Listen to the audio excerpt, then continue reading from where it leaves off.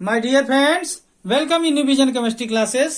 आज की क्लास में हम लोग पढ़ेंगे बायोलॉजी का एक टॉपिक oogenesis, अंडाणु जनन, जो कि बायोलॉजी का एक इंपॉर्टेंट क्वेश्चन है। इस साल के अभी 12th के आने वाले एग्जाम के लिए बहुत ही इंपॉर्टेंट है। इसके बारे में पढ़ेंगे। ओके, oogenesis, अंडाणु जनन। जिन लोगों ने मेरे चैनल को सब्सक्राइब नहीं किया तो सब्सक्राइब कर लें। तो देखिए, आज का टॉपिक है क्या? oogenesis, अंडाणु जनन। ध्यान दें स्टूडेंट, ये जो होता है किसमें होता है? मादा में होता है। किसमें होता है? मादा में होता है। ठीक है, मादा मीन स्त्रियों में होता है। किसमें होगा? स्त्री में। ठीक है, फीमेल में होता है। किसमें होता है? फीमेल में। ठीक है, अब ध्यान दें, होता किसमें है? मादा में, स्त्री में, फीमेल में होता है। और ये जो होता है ये भ्रूणीय अवस्था से, ध्यान देंगे, भ्रूणीय अवस्था से,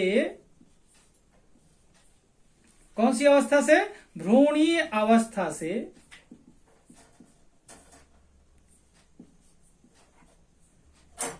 40 से 45 वर्ष तक होता है। कब तक होता है? 40 से 45 वर्ष तक।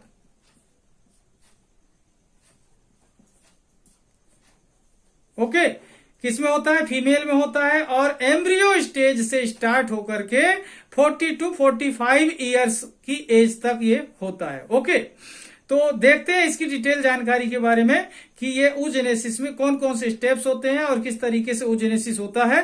ओके, तो देखते हैं इसकी डिटेल जानकारी के बारे में कि oogenesis क्या है। Okay, the process of formation of ओवा, ध्यान दें, the process of formation of ova from oogonia in the ovaries is called oogenesis। is called oogenesis. It consists of 3 phases. कितने फेज में कंप्लीट होती है ये? 3 फेजेज में। फर्स्ट कौन सी? द मल्टीप्लीकेशन फेज, मतलब फर्स्ट कौन सी? Multiplication phase. सेकेंड कौन सी?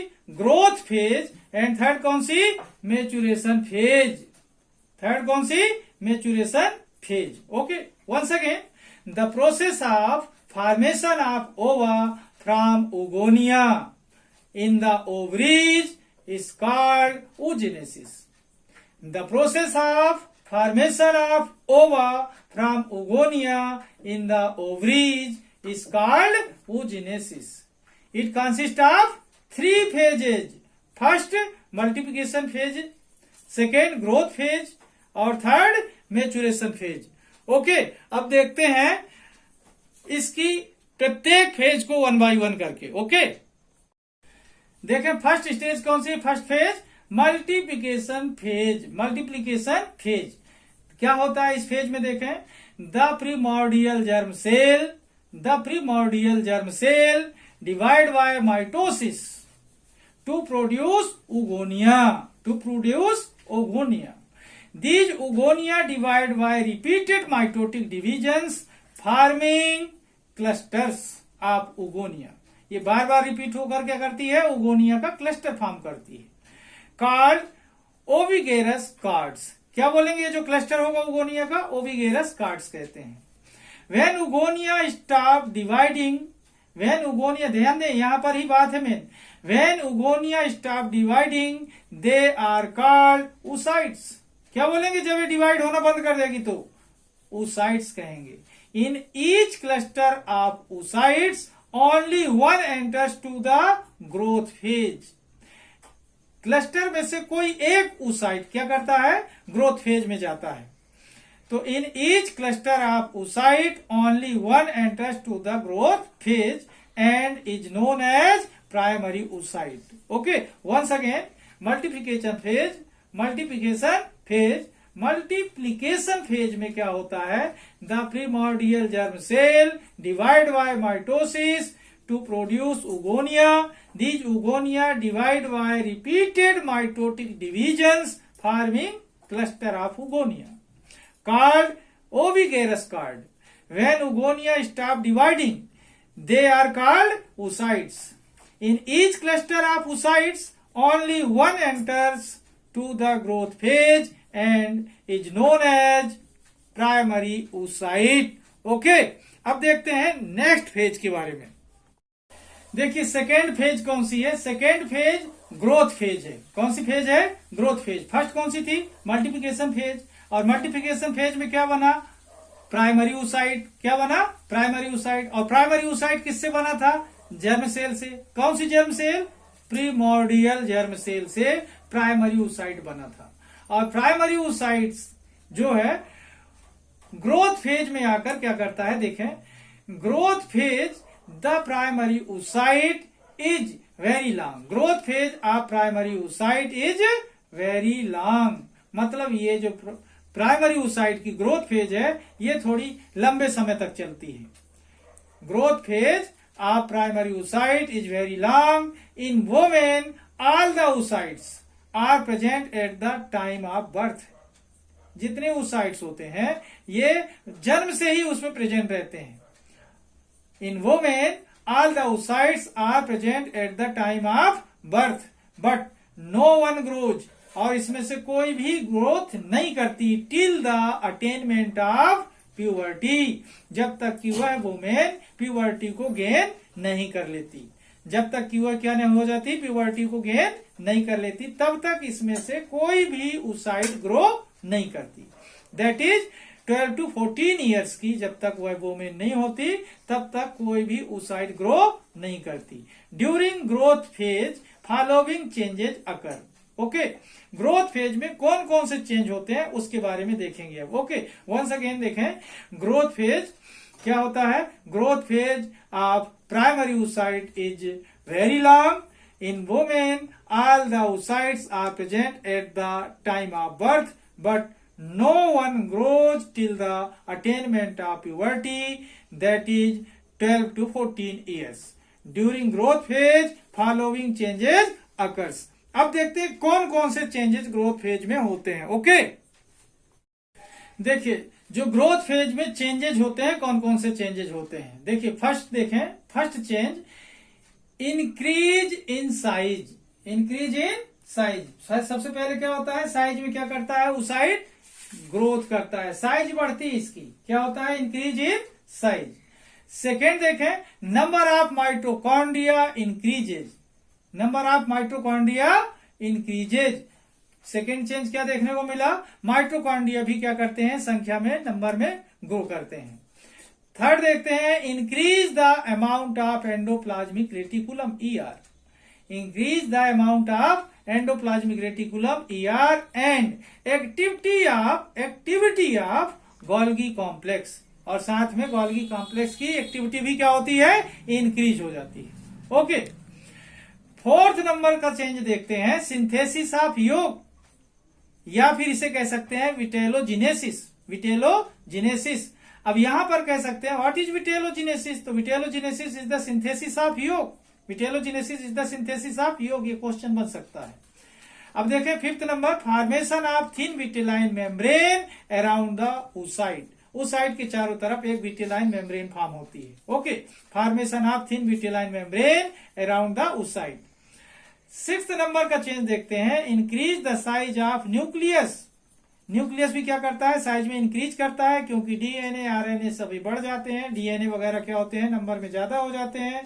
न्यूक्लियोप्लाज्म बढ़ जाता है। इस तरीके से क्या होता है? न्यूक्लियस का साइज इंक्रीज हो जाता है। सेवेंथ नंबर का चेंज देखते हैं। सेवेंथ नंबर में जो चेंज आता है, जीन एम्प्लीफिकेशन भी होता है। क्या होता है साथ में? Gene amplification. ओके, इस तरीके के चेंजेस जो होते हैं ग्रोथ फेज में जब कंप्लीट हो जाते हैं तो ग्रोथ फेज ओके हो जाती है। जब ये 7 के 7 चेंजेस कंप्लीट हो जाते हैं तो ग्रोथ फेज क्या होगी? ओके हो जाएगी। वंस अगेन देखें, फर्स्ट चेंज क्या हुआ? Increase in size. Second, number of mitochondria increases. Third, increase the amount of endoplasmic reticulum and activity of Golgi complex. Fourth, synthesis of yolk और vitellogenesis. Fifth, formation of thin vitelline membrane around the oocyte। Sixth number, increase the size of nucleus. And seventh, gene amplification. Okay, अब देखते हैं हम next third number की phase है maturation phase. Okay, third कौन सी phase होती है स्टूडेंट? देखिए, मैच्यूरेशन फेज। फर्स्ट कौन सी थी? Multiplication phase. सेकेंड कौन सी थी? Growth phase. थर्ड कौन सी आई? Maturation phase. In this phase the nucleus of oocyte, in this phase the nucleus of oocyte undergoes two maturation divisions. Undergoes two maturation division. कितने maturation division होंगे? 2. The first division is meiotic, then secondary oocyte is formed with a polar body. In second meiotic division, ovum is formed. Second meiotic division में क्या होता है? Ovum बनता है और polar body divide होकर के 2 और पोलर बॉडी फॉर्म करती है. ओके, अब देखते हैं इसका डायग्राम कैसा होगा. ओके, देखिए इसका जो डायग्राम बनेगा कैसा बनेगा. सबसे पहले क्या होगी? Primary germ cell. क्या होगी? Primary germ cell. और प्राइमरी जर्म सेल में जो डिवीजन होगा तो ये डिवीजन से क्या बनेगा? ये cloud of primary germ cell oogonia का क्लाउड बन जाएगा. क्या बन जाएगा? उगोनिया का क्लाउड बन जाएगा. और इस उगोनिया में से, उगोनिया के क्लाउड में से कोई एक उगोनिया क्या करती है? ग्रोथ फेज में जाती है. देखें ग्रोथ फेज में कौन सी जा रही है? ये तो कौन सी हुई? Multiplication phase. मल्टीप्लिकेशन फेज में बार बार रिपीट होते हैं, डिवाइड होते रहते हैं और क्लस्टर बनता है उगोनिया का. ठीक है, और क्लस्टर में से एक, जैसे एक क्लस्टर ये हुआ, दूसरा क्लस्टर ये हुआ, तो क्लस्टर में से किसी एक, मतलब हर एक क्लस्टर में से कोई एक उगोनिया क्या करता है?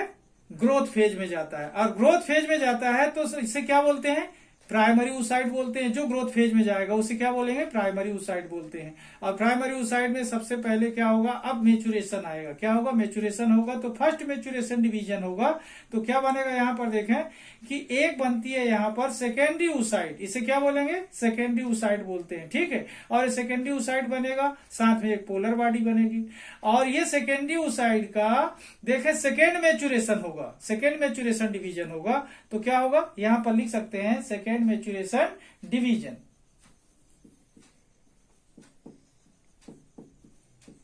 सेकेंड मेचुरेशन डिवीजन होगा तो क्या बनेगा? मेच्योर ओवम बनेगा और पोलर बॉडी बनेगी. इस तरीके से देखें कि एक ओवम के फॉर्मेशन में कितने स्टेप यूज हो रहे हैं? Multiplication, growth phase and maturation phase. और क्या बनता है?